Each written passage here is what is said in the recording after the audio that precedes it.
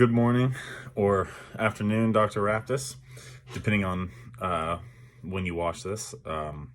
My name is Dylan Nardiello, and today I thought I would talk a little bit about an important issue we face in interpersonal communication, and that is broad generalizations or stereotypes. With the very radical political climate we find ourselves in, I feel we would all benefit from remembering how stereotypes might affect our communication moving forward after this election. So, moving on, before we get started, here's a roadmap of what we will be covering today. We will start with definitions, so we will be covering what the definition of a stereotype is. Then we're going to describe and demonstrate. So we will be describing some characteristics of stereotypes, as well as demonstrate how some stereotypes can be negative, can have a negative influence on our interpersonal communication. And then finally, we'll explain why we need to be more aware of how stereotyping influences our communication. So let's get started. The definition. Now, DeVito teaches us in our textbook that the definition of a sociological or a psychological stereotype is a fixed impression of a group of people.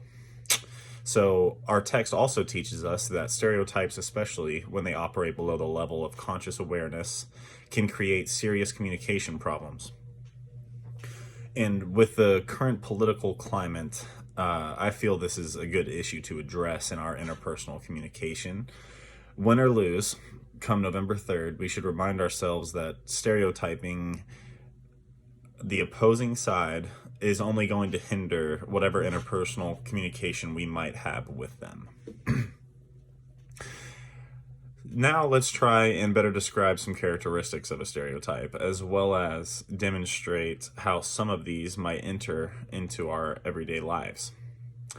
Now, edge.edu offers a stereotype workshop in which they remind us that when considering how stereotypes function, you should know that stereotypes can apply to any group and be held by anyone.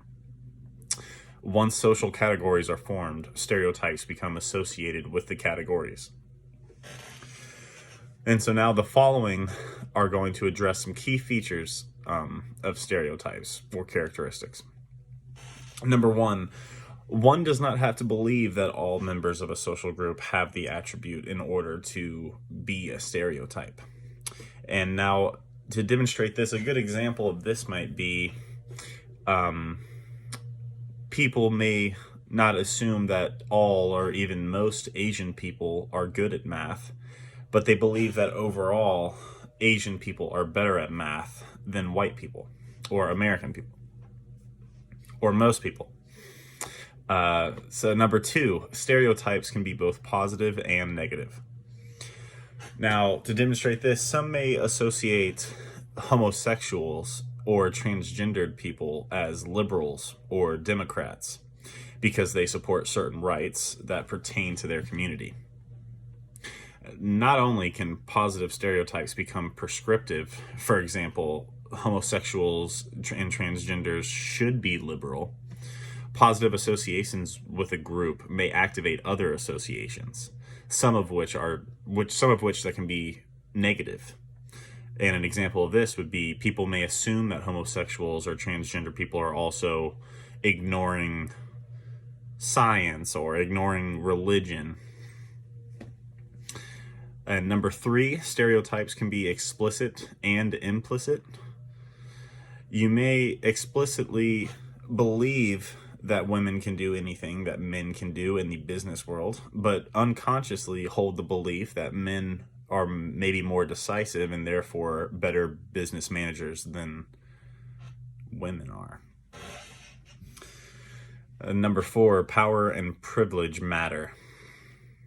Keep in mind that the topic today is focused on the general term of a stereotype or broad generalization, with the assumption that they can be held by anyone in any group. However, it is important to note that it is only when the person has power and privilege over the group being stereotyped that the stereotype will have its most pervasive effects. In other words, those who have power and privilege define what stereotypical characteristics are important and valued in a culture. So you might be wondering, Why is this so important now?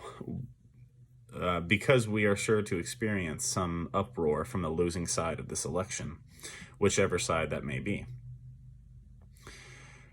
Bringing more awareness to stereotyping might bring some hope of motivating individuals to resist the natural inclination, and potentially ruin a friendship or relationship with someone based off of the presidential election.